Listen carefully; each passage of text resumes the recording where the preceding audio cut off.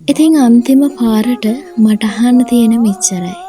මතකද අපි දෙන්නටම වුණු අන්තිම පොරොන්දු.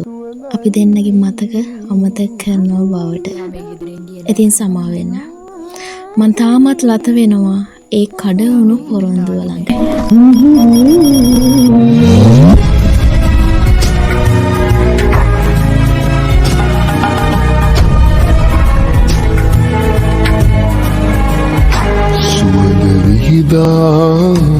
අමන සුළඟේ යන්න පාවී සිතින් පැතුවේ වෙනෙන මානේ